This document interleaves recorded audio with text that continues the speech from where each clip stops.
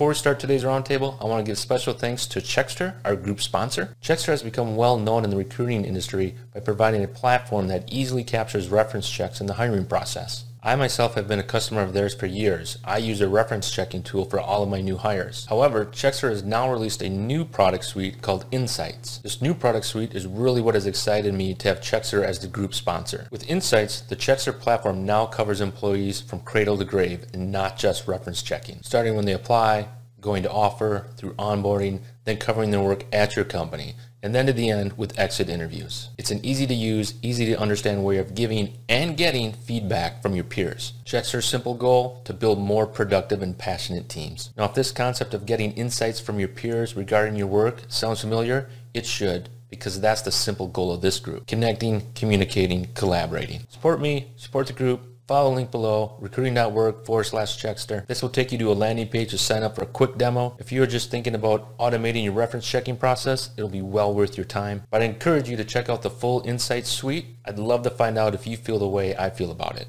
Now let's get to today's roundtable. So with that said, let's jump into today's topic, which is ways to master the art of hiring manager management. With us today, we have Tyler Bird out of Chicago, Stephen Laverne out of San Francisco, Mike Crosby out of LA, Gary Michael out of LA, and myself out of LA. Don't know why we have so many LA residents, but we do. Goes heavy. Yeah, purely a coincidence, I swear. So with that said, we're going to do a roundtable, kind of have everybody cover some key items that they want to address on this topic. Again, attendees, feel free to add anything that you want in the chat area. I have started to, on our Recruiting Network website, I repost the chat, so we can see that in there if it's sort of some interesting chat going down there, so everybody can share that in the recording. So let's jump over to Tyler. How about you start us off? Awesome. Thanks, Sean. All right. So my name's Tyler Bird. Like Sean had mentioned, I'm a manager of talent acquisition over at West Monroe. We are a management consulting firm, but place a heavy emphasis on technology and technology type projects that we do for our clients. Based in Chicago. So that's a quick just overview of my company and the work that we do. So in terms of ways to master the art of hiring manager management, my big thing with that is really being able to set expectations with your hiring managers on either the first meeting that you meet with them, there may be a new hiring manager in the firm, or on that initial rec intake meeting that you have with the hiring manager as well. And this doesn't necessarily even have to be on the first meeting. I like to set expectations in terms of what our recruiting process is, timelines for different things. You know, every time that I'm initially taking in that rec during that intake meeting. So it's kind of hammering it in to the hiring manager's head of this is what West Monroe's recruiting process is. So I know that that's what we're going to try and stay to. A lot of it, you know, making sure that the hiring manager is aware of the hiring process so they don't stray too far away from that is big. I mean, a lot of that really falls into the candidate experience, in my opinion. If you kind of stray away from the hiring, the recruiting process, maybe the hiring manager wants to add another interviewer that maybe wasn't necessarily there when first initially, you know, taking in the rec. Any of that added time really hinders that candidate experience, because I, as a recruiter, am setting those expectations not only with the hiring manager, but with the candidate that's interviewing through the process too. So if we stray too far away from our interview process, it's going to end up causing a potentially a bad candidate interview process on their end, or candidate experience for that matter. So really setting those expectations up front with the hiring manager, I think, is really key in managing that process overall. Hey, Tyler, when we talk about setting expectations, is it kind of the recruiter's responsibility to deliver that messaging, or do you have like when somebody comes in, a new hiring manager gets hired, is part of onboarding training, interviewing training, or is it a culture thing, or is there sort of each recruiter's it's up to them to herd the cat, so to speak? Yeah, so we do offer interview training to all of our new hires when they're coming in. Depending on the level, they're able to sign up for it, but it's not part of our new hire orientation. So they're not getting interview training day one. It's kind of on them to sign up for that interview training after they start with our firm. But so with that, it's a mix. It's definitely We, as the recruiting team, need to reemphasize what our recruiting process is, but they will have the opportunity to go through a formalized training of what our interview process is as well. But sometimes if we hired someone brand new and they're building out a team, they might not have the opportunity to go through that interview training right away. So it's kind of on us as the recruiters to kind of reiterate what our interview process is and let them know that. But do you have kind of like, hey, this is the way we hire at West Monroe? Yes, we do. Okay. And we have a formalized training and everything. Right. On that point, I'm going to do a quick poll for the audience around training. Because to me, it's, if I'm a recruiter, I'd love to be able to train to something versus trying to get it through with the hiring manager. Sort of, from my opinion, sort of helps with that. All right, let me do the panelist. All right, so that should just launch. For the other panelists around that, kind of that setting that expectations to a bigger picture, right? That culture at your companies, are you guiding your hiring managers to, this is the way we hire at your company? Or is it, hey, I'm a recruiter, I know how to do this, let me work with you and find the best way for each of you? What are your thoughts on that? Well, Gary, I go to you first. You're at the top of my screen. Any thoughts on that? It's an interesting question because we offer the training, but a lot of our hiring managers don't take the training, or they take it when they have to. And so I always tell my team, we can't force a hiring manager to take the training. It's not a part of our new hire orientation.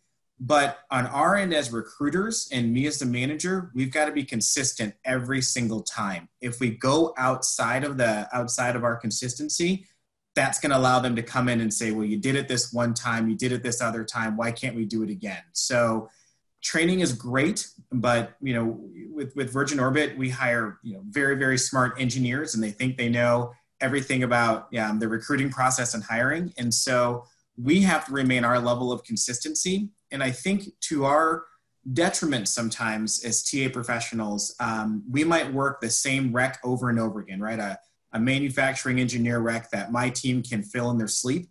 If we divert from our process just one time, it kind of goes like wildfire. And so we have to be really sure that we are consistent all the way through. If you've got a good relationship with your hiring manager, I'm asking my team, give them a heads up and say, hey, we don't have to meet for this, but know that we're going to do X, Y, and Z, and you've got to own the process. And if you don't own the process, that's where it can get kind of crazy. And so we can do the training, but at the same time, every rec is different. Not every rec is the same. And so you've got to be able to flex with that. So I always tell all the hiring managers, all of our VPs, all of our directors, we can be flexible, but you can't expect it to be the same every single time. So it's a delicate balance there. And that's the part where we run into, we could run into some problems, or we could just knock it out the park one time, but maybe not be able to knock it out that same way again. So it's constantly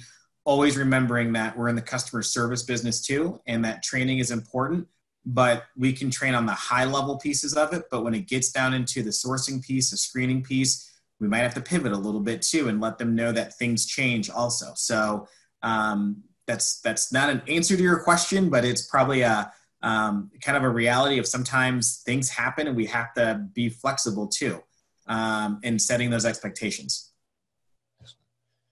Mike or Steven, anything to add to that around that setting that expectations? To me, the setting expectations is like setting the direction, but kind of to your point, Michael or Gary, the direction goes like this, almost like a sailboat where you zig and you zag, but you're still going that direction because nothing's a straight line in life, it seems. But Mike or Steven, any comments around that? Sure. I mean, from my experience, Sean, and Mike Crosby, I'm a recruiter, just started at Age of Learning with technical roles as well as data and analytics. And my old worlds at Ticketmaster and DirecTV, I was also a technical recruiter. And so I see with engineering, it's sure, you set expectations, but it's that level of flexibility that I think I've had to maintain throughout, because there's always going to be curveballs. There's always going to be situations where business, at least the organizations where I've worked, the business needs can change pretty rapidly. And I've had to make, job description changes, pivots in search, and even, to your point, Tyler, Yeah, I mean, best practice is it's the same interview panel for every single candidate. But when you're more doing pipelining, sourcing, and recruiting, where it's not just one specific rec that you're filling, but a skill set that the organization continues to need and hire folks with that skill set, it's going to evolve. There's going to be changes to the interview panel. And I found that you just have to continue to improve it and try my best to maintain a consistent process for this batch of candidates. Maybe with the next batch of candidates, it's going to look a little bit different. Stephen, anything to add on that? No, I mean, I would agree with all that. I think the managing of expectations, I think, is a huge part of it. And the more we can do that, I think will lead to better results, in the interview process along all the way to hire. So. When it comes to managing expectations, is there such thing as over communicating? No, I think not in this world. I think we have to, and I tell my team we have to communicate. It's kind of like a marriage, right? Or any kind of relationship. You have to over communicate for things to, move quickly, move smoothly. And I think when we don't over communicate, then that's when we usually have problems.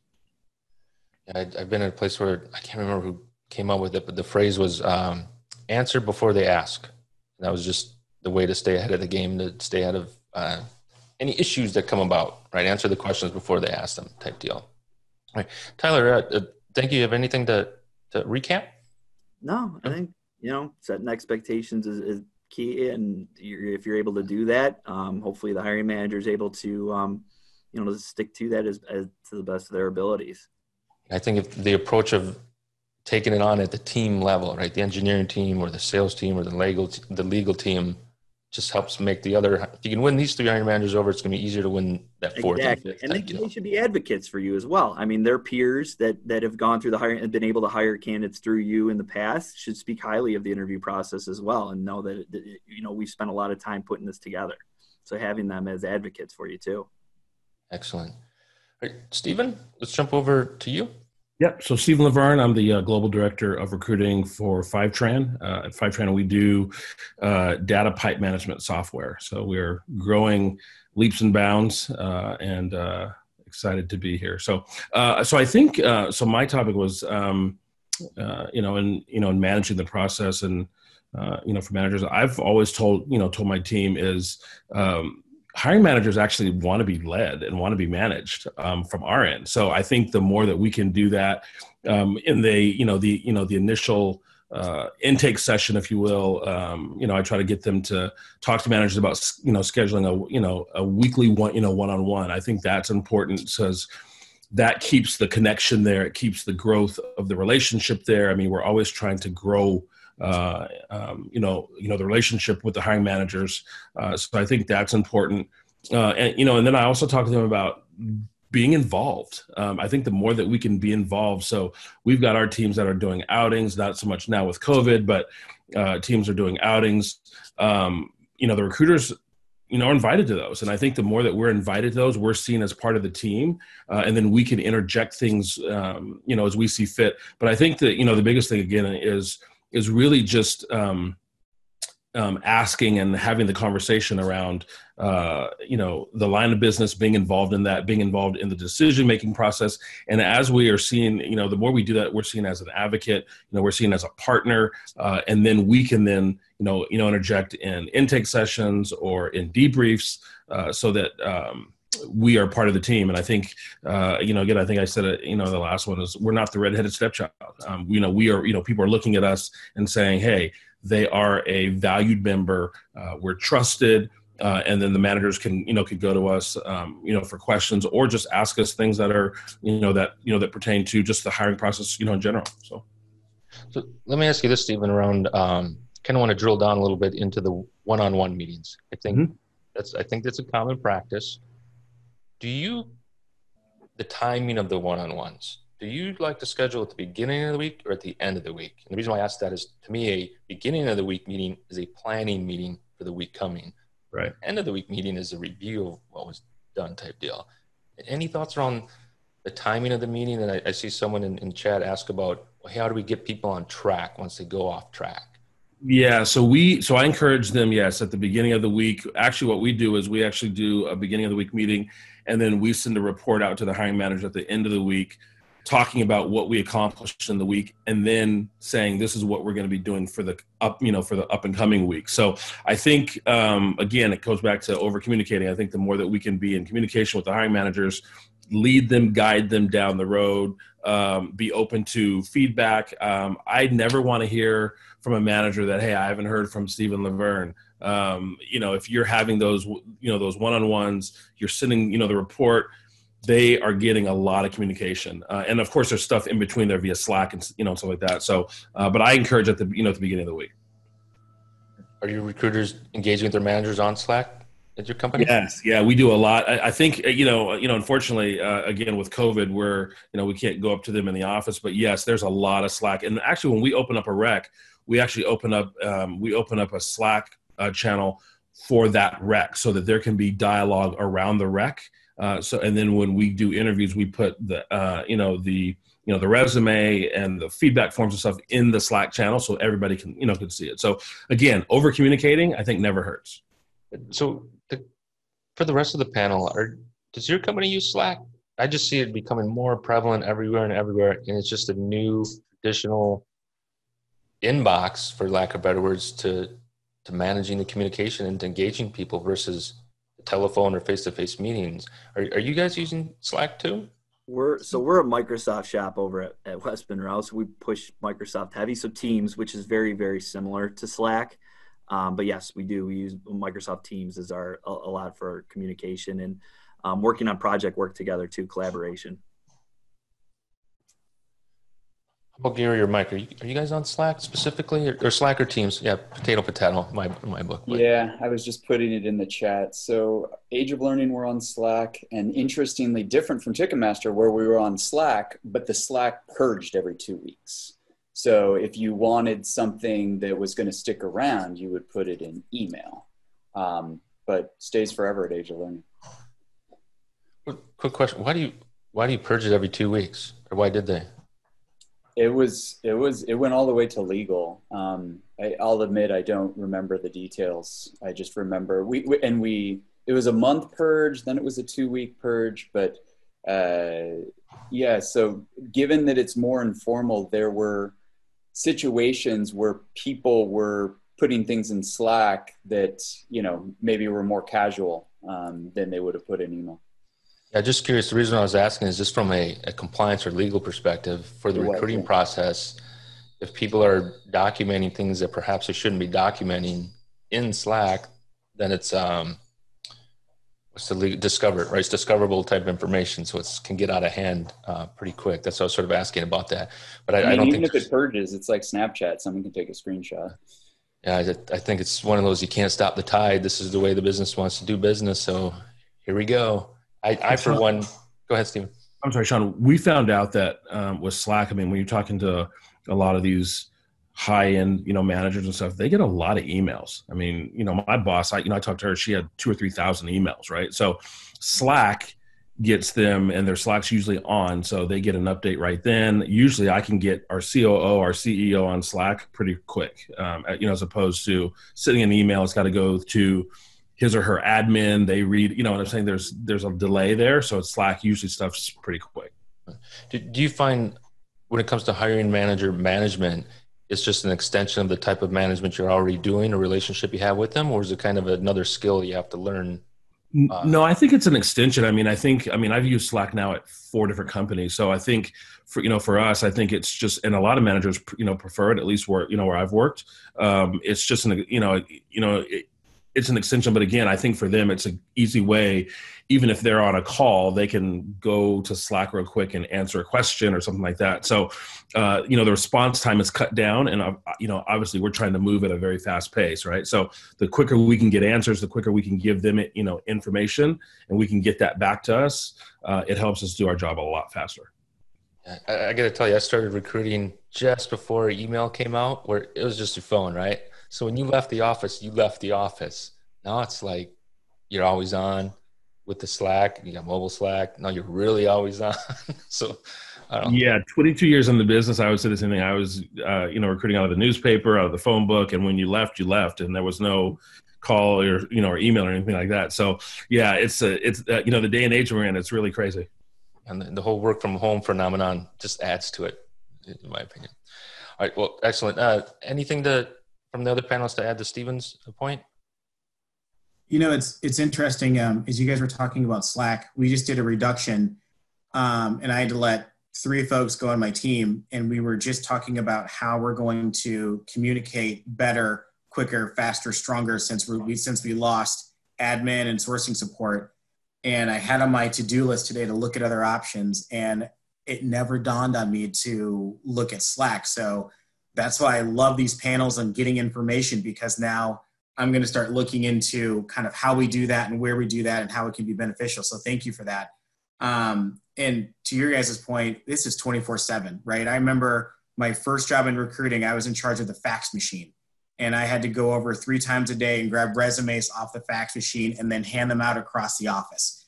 And I don't even think my kid knows what a fax machine even is at this point. And so this is 24/7, right? It doesn't stop. And we're heavy email. And I forgot who made the point. My boss gets a lot of emails. Our hiring managers, L1 leaders get a ton of emails. And so we're getting a 2-3 day response.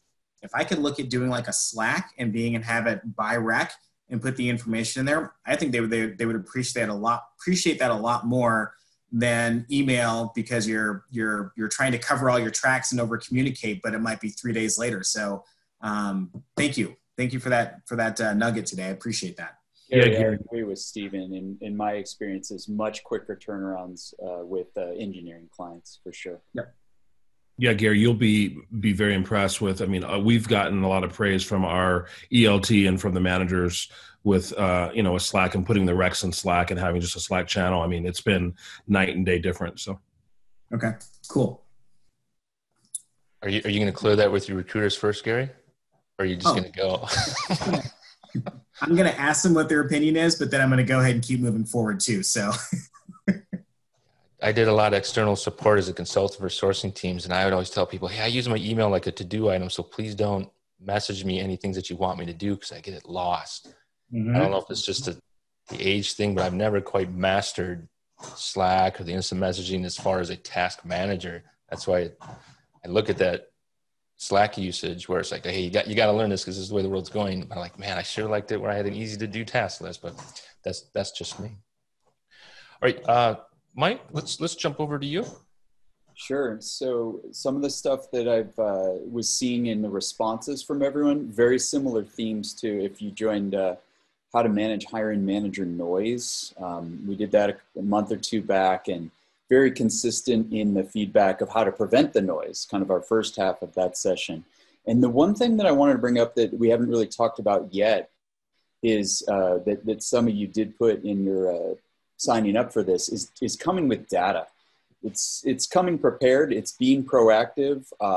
We talked about that, but I think before the communication and the over communication that is so important happens, coming to that launch meeting and, what Tyler was talking about, setting expectations. It's like that first impression that you have to set expectations that you're a data-driven recruiter, right? So I'm showing up in the launch meeting with my laptop and I've got a Boolean string, I've got a pool, and it might be, if it's an audio or video engineer requiring PhDs, patents, and industry experience at DirecTV, I had those searches. Those were a very small pool of candidates versus if I'm just looking for, a senior level, JavaScript or Java engineer, it's going to be a huge pool. So I'm going to be looking at ways to narrow some of the pools down versus broaden the others. And so coming with those and just asking, hey, this is what I thought based on the job description or based on our conversations, if there's no job description yet, help me out. How can I refine this Boolean string search to fit your needs? Because this is how many folks were showing in Los Angeles or United States, whatever the case may be. So that's a good, way to come, with data. Another piece of data that I used mid-search was a lot of hiring managers at Ticketmaster. We had 3 years on average for an engineering, so longer stay than And so they were seeing folks with only 2 years here, 2.5 years there, and they're saying job jumper, short stint, I don't want that person. Coming with that and saying, actually look at the companies where they are. They're staying longer. You know, these top companies, the average engineer is only there for 1.5 years. These top companies, the average engineer is only there for 2 years. So these people who are there 2.5 years, that's actually longer than average. And, you know, I'm going to reach out to people when it seems like they're coming close to that average or a little bit beyond, because if, you know, if we don't catch them when they're ready to leave at that point, someone else is going to, and then we've missed our chance when they start a new position. So those are just a couple of examples of data, but anything that rings true to you that you can bring to that launch meeting or those update meetings will kind of set the expectation that that's how you're going to, you know, be a recruiter and manage that relationship. But the flexibility that I you know, mentioned before too, I mean, I come in and I'm like, hey, here's our standard at Age of Learning. This is, you know, our process. Does that work for you? What do you want to talk about in terms of leeway and flexibility? Because some things we have that, some things we don't. So Mike, let me kind of flip something on you in regards to data, and sort of, I think it's kind of relevant to your situation starting at a new company. So you talk about data and market space and talent space type information and bringing that to the conversation. All great.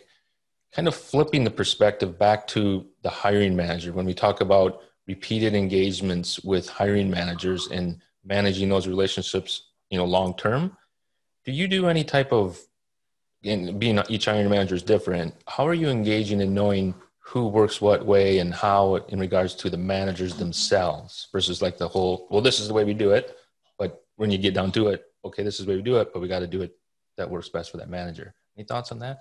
Yeah, I need to be better about this. Like in my mind, I have, oh, here's a spreadsheet and this is preferred method of communication with each hiring manager, and, you know, to document all of this. I wish I could say I've been better in the past, but starting fresh at Age of Learning, I'm glad you brought it up, because you can't count on keeping all of this stuff in your head. It's too much, especially when the rec volume gets high. You know, you start to be at an organization for a long time. So I think just an Excel spreadsheet, you know, keeping track of that, but always remember that people change too. So you gotta always check in and update when necessary. Yeah, we were talking earlier about our agency days or what have you, and it's kind of like how an account manager at an agency treats their hiring managers as clients, right? Because they are clients, and kind of bringing that concept or mindset into the corporate world, where I'm treating my hiring managers as such. Now, I've seen some reporting where, to your point, Mike, hey, most ATSs don't have the ability, or where would I track it? Spreadsheet's my only option. Okay, great, I'll keep it there. Great for you. It's in your mind, it's in your spreadsheet. It doesn't go across the team. But if you're just working off an ATS, I always tell people, hey, put your little notes in the rec because you're already in it. And every rec is assigned to a manager. So by default, you're kind of associating over time to a manager just by updating your rec in the ATS. But to the other panel, I get the spreadsheet. I think that's 99% of the way, a spreadsheet. To the other panelists, when it comes to treating your hiring managers like a client, any thoughts around that and managing them like a client? Yeah, I do that for sure. I come from the agency side of things, and I definitely make sure that I that's what I'm doing. They are my clients, my internal stakeholders. They're the ones that a lot of times, the ones filling out my performance reviews. Half of my performance reviews coming from my hiring manager. So I want to make sure that I'm treating them as if I were treating an external client. So that's definitely a great mindset, and something I tell the recruiters that work underneath me that they should always be thinking about their hiring managers as their clients. You know, I always push customer service. I always tell everyone on my team, you're only as good as your last rec. And so you've got to think about every single time you have an interaction with that person, it's a reflection on you, it's a reflection on recruiting, it's a reflection on all of us. And so don't just assume you've got a good relationship, or maybe you socially hang out and have some drinks sometimes. Like, we are still running a business every day, but we're in the people business. And understanding that needs change and level of engagement changes, and you've got to be on it all the time. And don't assume anything. If you got a question, you've got to ask. And I think, especially in sort of our world at Virgin Orbit, it's like you can't bring me something and say, Gary, fix it, right? Because the first thing I'm going to say to you is, well, what have you done in this situation? And so understanding that there's a level here of expectation from me, but there's also a level of expectation from the hiring manager.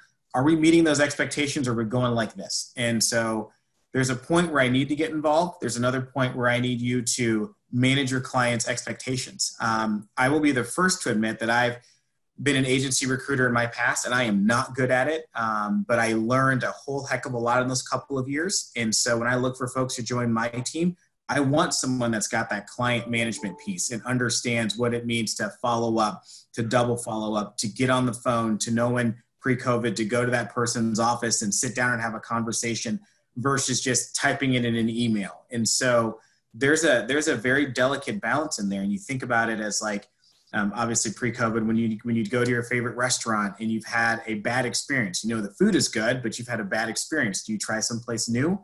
Or if you go on an airline and you have a magnificent experience or you have a bad experience, it's the same thing in our world. We're in the customer service business. And so you have to be consistent all the way through and know that every once in a while there's going to be a blip, but it's going to be, how do you fix it? What do you do to fix it? And being able to kind of manage through that process. Has anybody ever taken their managers out, kind of make it part of your routine for lunch or for coffee? And again, this is post-COVID and hopefully, or pre-COVID and hopefully post-COVID, where you're kind of doing, hey, let's just go talk as people over a cup of coffee or a sandwich, not about the recs, not about what have you, but just that person-to-person relationship. Has anybody ever done that or seen that done? Yeah. All the time. Yeah, all the time too. I think the last couple of companies I've been at, we actually had scheduled coffee time where we would have 30 minutes on the calendar where we would go out and walk around in San Francisco or Oakland, walk around and it'd be great to get out of the office, but just walk around and grab some coffee. And we made it a point to, when we did that, we did not talk about work. We actually talked about other things because, again, like I was saying earlier, that builds, the relationship. And I think when there's a relationship built, people feel a lot closer and want to see you successful. And then it's easier also to have the tough conversations. I talk to my team all the time about being able to have those tough talks and tough, conversations, around, hiring manager etiquette and not following the process and those kind of things. And that shouldn't all fall in my lap. We've got a team of people that should be able to, to handle that too. So we encourage lunches and coffees and all those things. I can't believe I've never thought of that. I come from the agency side. I take out my clients all the time for lunch, and we wouldn't necessarily talk about recs that they currently have. It'd be more, getting to know each other on a personal level. I haven't even thought about doing that as an internal recruiter. That's genius. I'm definitely going to do that when things come back. Well, I wish I could take credit for it, but it sounds a lot of people are already doing it. I've just never really, I'm sure it goes on. I just never seen it, obviously, but I just get them to like you and they'd be happy to bring up an issue with you rather than the big boss or what have you, right? It's just and be able to talk shop with them outside of like the walls of work. Mm-hmm. And they understand you live and breathe this stuff, so they'll even have more faith in you and being able to get candidates and trust you ultimately. All right. I apologize for keep stepping away. My dog found one of her bones. I usually hide them and she's been chewing on it right by me. I don't know if you can hear me or not, but anyways, Gary, let's sort of jump over to you and to your item. Thanks, Mike. So, really I agree with what everyone said with Mike, Stephen, and Tyler in terms of just, the process. I think that, like I said before, no rec, and not every rec is created equally. So you've got to be able to manage through expectations. You've got to manage through the customer service. You've got to manage through the relationship. And I think it's consistently offering feedback, asking for help if you need it is very important, especially in our engineering roles. There's been times when we've gone back to our hiring managers and said, there were 3 people in this country who do what you're asking for on your must-haves on this rec. We cannot find anyone else. So what are you open to? And when they see that you've done that and you've done that work, they'll start to loosen up a little bit. But in the beginning, their expectation is you need to find X, Y, and Z. And so I think having that conversation is critical. But I think pre-COVID, having that conversation in person is a lot more valuable than having it over the phone or in an email. And so I encourage my team all the time where if you're having something going on, set a meeting. I'll come to the meeting. You're going to run it, but I'll come there because somehow people feel differently because the manager's there. Okay. But I'm not going to say anything different that they don't already know. So I think it's important to obviously understand that, as I've said before, like they're a customer, and find out what your customer's hot points are and find out what they need and find out what they're looking for, because sometimes there's a lot of information underneath where you're like, oh, okay, I didn't know that and I didn't understand that.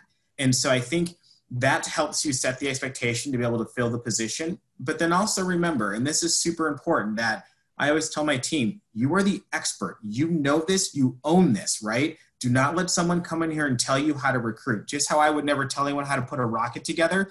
Don't let someone tell you how to recruit. Own it. And if you don't know, say you don't know, but we will go and find it. And if we can't find it, we can find people who can. So is that a time where we need to call in an agency and ask for help? Is there a time when we need to say, change our search? I forgot who it was, but sit down and pop on the LinkedIn or pop into your ATS and do the search and be like, here's what I'm seeing. I'm not making this up. There are 5 people in the country that do this. We've contacted them already. Where are we at? And I think that level of transparency, that level of honesty goes a long way. And the other part to that is your hiring managers are going to remember that, and they're going to tell their peers, right? When they're in their staff meetings and they're going to say, you know, hey, recruiting's doing a great job. We just can't find XYZ engineer. And they're going to go, oh, really? And you're going to go, oh, you know, they're going to go, okay. And they're going to carry that conversation. That's the key to success. But you have to be vulnerable in the sense of that they're not coming down on you for not being able to fill the rec. They're just frustrated that they can't find someone to fill the position. You got to bring them along in the process. And, you know, I'm working on a rec right now that's just kicking my tail every which way possible. I had to call our VP and I literally had to say, I'm lost. I don't know where to go. We need to redirect this search because what you're asking for, I'm not able to find. And honestly, he was very thankful that I called and very thankful to say, okay, well, let's retool this a little bit. And we did a screen share. We had LinkedIn open and I'm like, here's what I got. And I learned so much more about ask this question, ask this person that, go here, go there, things I wouldn't have known because I'm not a rocket scientist. So kind of figuring those different things out. So I think the more transparent, the more honest, the more you can bring someone along. I forgot who it was, but someone mentioned about it's like being in a marriage or being in a relationship. It is, right? And you want to win, right? And you want to be able to give information back and forth and share, but you got to be open and be honest about it, and set the expectations. Gary, along those lines of transparency and demonstrating expertise, have you ever, I've seen this work like a charm, and I think like your Hydrix and Struggles and Corn Ferries do this for all the executive searches, but when you get that search, coming back before you start it with kind of your target list of candidates and reviewing that list with the hiring manager, because then they, to your point, they can grasp, well, even if it's an executive VP in finance, right? Well, there's thousands to pick from, but they want to look at Right. certain select. If it's the rocket scientist, well, you're back down to less than 10 or 5. I saw this a lot in biotech. Giving that list and working with them, and then even getting back to the setting the tone or setting the precedent of how a search is going to go for those tough recs that you know are going to be tough, or a manager that's going to be extremely fickle because it's an executive level position. Do you ever bring that target list at the beginning of that conversation, get sign off, and then go after the people? Absolutely. Absolutely. We've done it to where we've done that. And then we've also said, hey, give me someone in your network that maybe we wouldn't hire per se, but give me someone in your network that we can look through and show me what's in here and what's exciting about this, that we can start to tailor our search a little bit too. And a lot of times we're finding that our hiring managers are saying, you know, I put that in there. That's a nice to have, but we really don't need to. I can teach that skill set, or I can teach that technology. And you're kind of going, why didn't you tell me that in the first place? But I didn't ask, right? So that's back on us. So, you know, that kind of communication is super important for us, but we have no problems opening up our ATS. We have no problems opening up our LinkedIn searches, our projects, and kind of knowing what's happening. Aerospace is really small. So a lot of times we'll sit there and they'll say, oh, I know that person. I kind of forgot about them. We worked together 10 years ago. They're at so-and-so. We should give them a call. And you're like, half my job's already done, right? It's a fact of the matter is that we live it and breathe it every day. They don't. And so they don't get it in a sense, but how do we close that gap? And that's a lot easier than just sending over resumes via email. The one thing we do not do in terms of controlling the process is giving them access to our ATS or just sending over every single resume and saying, here you go, tell me what you like. Like, that's not our job, right? Like, we are the professionals, we screen, we do all the sourcing. I'm not going to send you 100 resumes and say, talk to me in 2 weeks. So that part of the process is key. One thing we're finding out also is not really bringing in the hiring manager, but bringing in the staff this person's going to be working with, and talking to those folks and saying, hey, here's the job rec. Tell me the ins and outs that I don't know about. Like, what are the kind of things you're looking for from a personality standpoint? Are they going to jam with the team, the skill sets? What are you really missing? Because that's going to help us in our debrief and say, well, they don't have this, but they have that. We can do without this, and sort of making this puzzle piece work.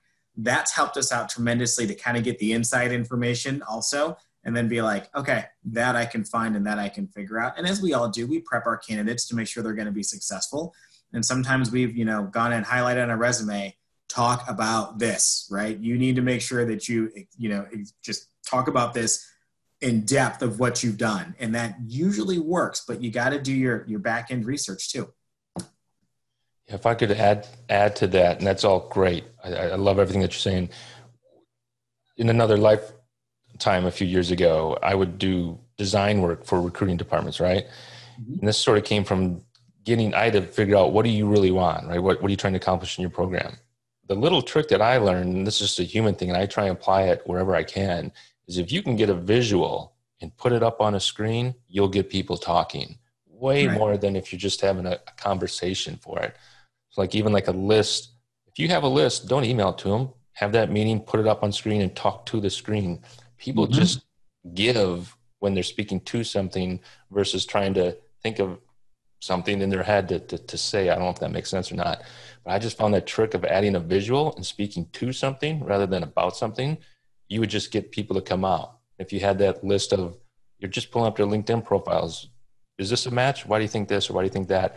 It just comes out. So I would encourage everybody when it comes to that management, if you can get visual with people, because you hear so many times, maybe not necessarily in engineering, but a lot of people are visual people. So give them a visual and they'll start talking in amazing ways.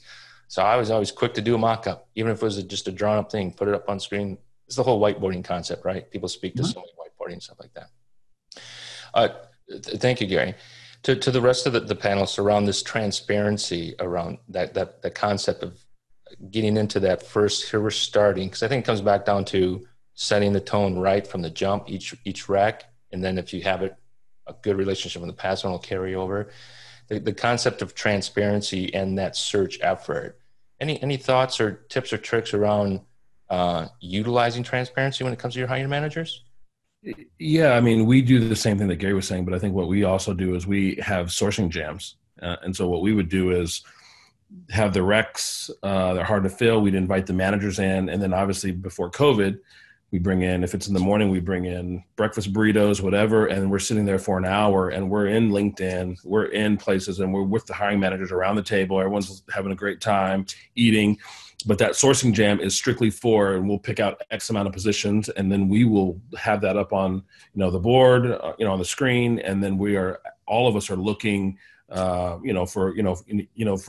candidates or asking, the manager, hey, what about this person or this person? So we definitely, agree with partnering. Now we are actually still doing this, which is just more via video chat now, but my team is definitely doing that and having a sourcing jam with the hiring manager and a couple of people on the team and the recruiter, and then going over again and sharing the screen, looking at at LinkedIn and Tello, whatever we're using. But we absolutely believe in that. I think it definitely shows again the partnership. It shows you building the relationship, and then you're getting a bird's eye view of what the manager sees and what would be really good to them. Because at times we're looking, oh, this person's great, but the manager's like, no, I like this guy because, or this person, because of, then we can then take notes and then we're getting it firsthand. So, but the sourcing gems have worked really, really well. And we would typically have them once every couple of weeks. And we alternate, one in the morning, one in the evening. In the evening, we'd order pizza, have beer, whatever, and then everyone's there, and we'd get a great result.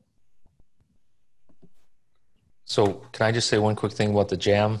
And I hate to harp on agency because we're all corporate recruiters. The best motivation I ever had was at the first agency I worked at. If we hit our quota for the week, which is you take the number of recruiters in the office, add one, that's your fill goal for the week. This is Milwaukee, Wisconsin, so it's all relative. If we hit our goal, this is the agency, the owner sat three desks down, right? If we hit our goal, 3:00 Friday, we all leave early, go down to the corner tavern, owner buys beer till everybody goes home. I will say the only guy who crashed his car on the way home was the owner. None of the recruiters ever did. But I have yet to see an incentive program like that since then. But the concept of the team group and the getting together, that's a really interesting concept because I think most of the time it's kind of a lone wolf type effort in recruiting. So to see the team jams or what have you and building that collective, and I'm going to guess you roll it into some kind of pipeline or organized tool. Yeah, and I think the thing that worked well is everybody has a different way of reaching out to candidates via InMail or whatever. So, and the message is different. So we learned a lot as far as like things to tag and messages, what not to say, the proper things to say and stuff like that, what got a great response. So I think what I've learned too is like, even on the recruiting teams, we don't talk enough. Like we don't ask each other how we're successful. We have a guy over here killing it. Like, what are you doing? What are you saying to candidates that you have a 60% response rate on LinkedIn or whatever? So we, even, with ourselves, we're learning to communicate better and talk amongst ourselves, bring in the managers as well.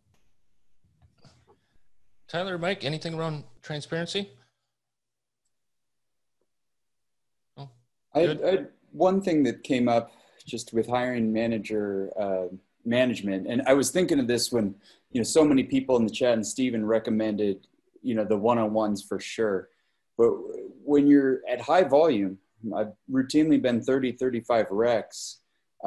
That's really difficult. And to have a meeting on the books when you don't have that much to go over, 30, 35 times, depending on how many hiring managers you have, can be tough. And so I've had those conversations about transparency of my own bandwidth. So when I have 5 really good candidates scheduled for on-site and a hiring manager comes to me, excited about these, but I really want to see more candidates.